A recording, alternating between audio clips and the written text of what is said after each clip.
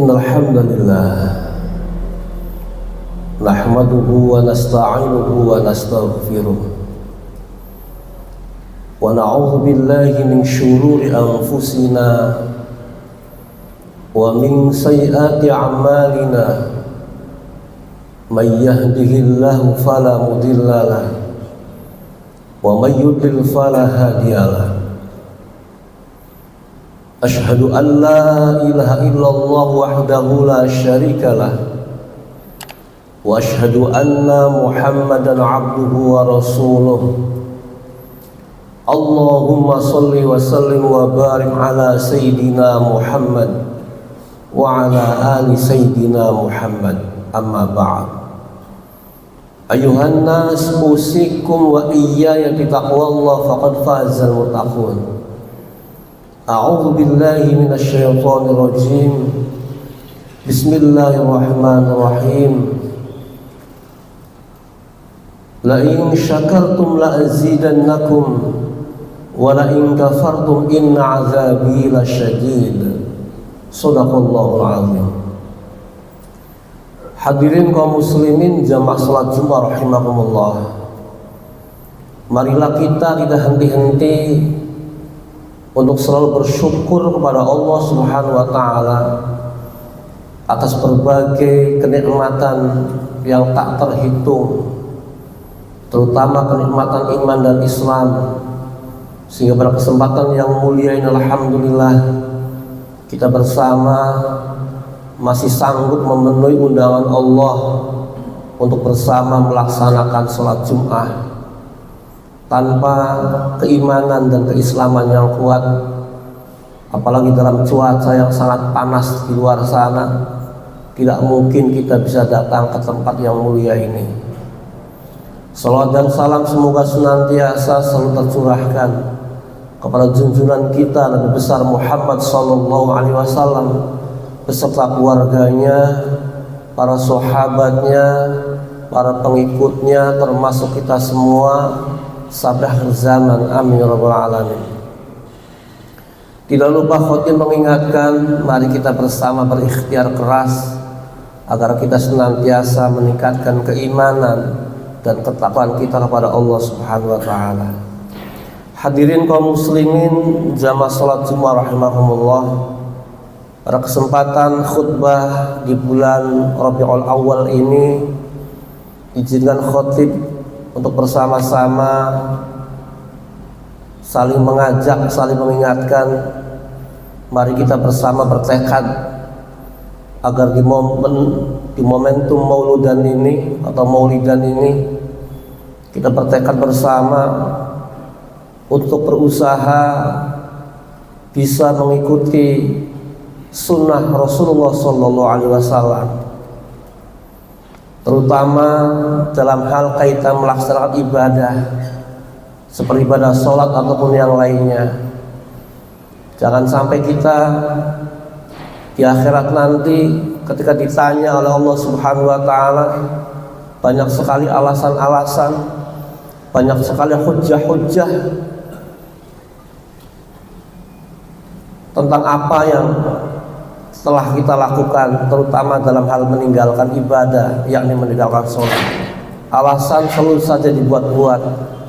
Oleh karena itu maka dalam hadis Rasulullah SAW di dalam satu kitab Nashihul Ibad halaman 24-25, di dalam kitab itu dinyatakan ada hadis Rasulullah SAW yang membantah umatnya yang selalu berhujjah, yang selalu membuat alasan kenapa dia tidak mau melaksanakan sholat ataupun ibadah yang lainnya.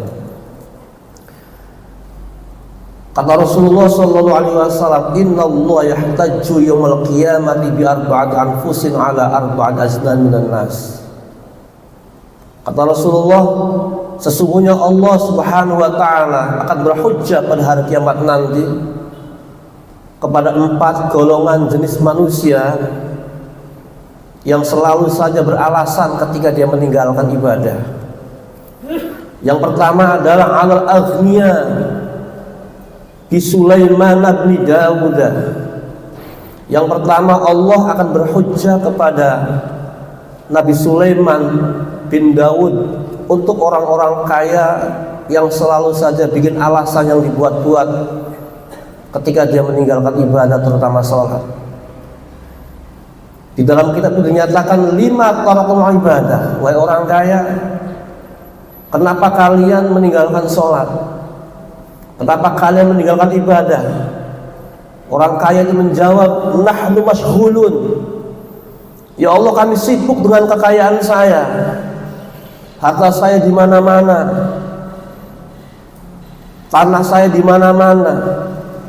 Rumah kontrakan saya di mana-mana, kapling tanah saya di mana-mana, sehingga kami sibuk mengurus kekayaan itu hingga tidak melaksanakan sholat.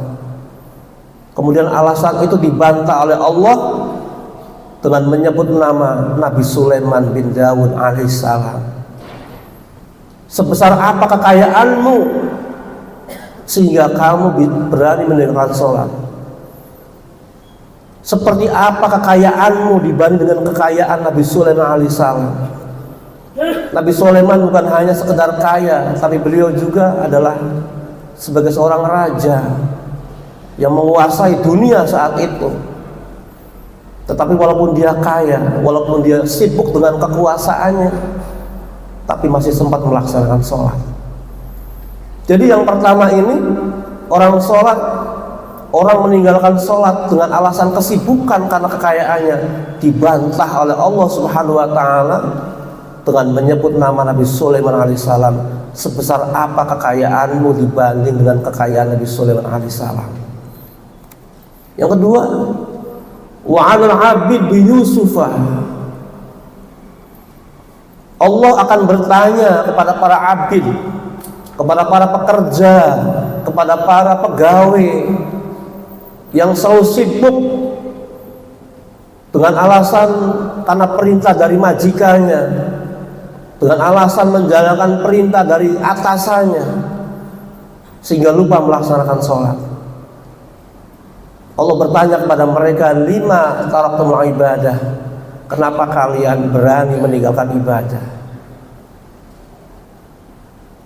Mereka mengatakan, nahnu masyghulun, kami sibuk dengan pekerjaan saya, sibuk rapat, sibuk perjalanan dinas dan seterusnya. Lalu Allah membantah dengan menyebutkan nama Nabi Yusuf alaihissalam. Sibuk mana kamu dengan Nabi Yusuf alaihissalam? Kemudian yang ketiga adalah wa 'alal mardu bi Ayyuba. Allah akan bertanya kepada orang-orang yang sakit. Wahai orang-orang yang sakit, kenapa kalian meninggalkan ibadah? Kenapa kalian meninggalkan sholat? Orang-orang sakit menjawab, nahnu masyghulun, kami sibuk dengan penyakit saya. Kemudian Allah menghadirkan sosok nama Nabi Ayyub alaihissalam. Sebesar apa sakitmu dibanding dengan sakit yang diderita oleh Nabi Ayyub alaihissalam? Tetapi beliau, walaupun sakitnya parah, bukan hanya berbulan-bulan tapi bertahun-tahun, tapi beliau masih sempat melaksanakan ibadah. Kemudian orang yang sakit itu terdiam dengan jawaban Allah itu, dengan bantahan Allah itu. Kemudian yang terakhir, yang keempat adalah wa 'alal fuqara bi Isa alaihissalam. Allah akan bertanya kepada orang-orang fakir, wahai orang-orang fakir, kenapa kalian meninggalkan sholat? Kenapa kalian meninggalkan ibadah?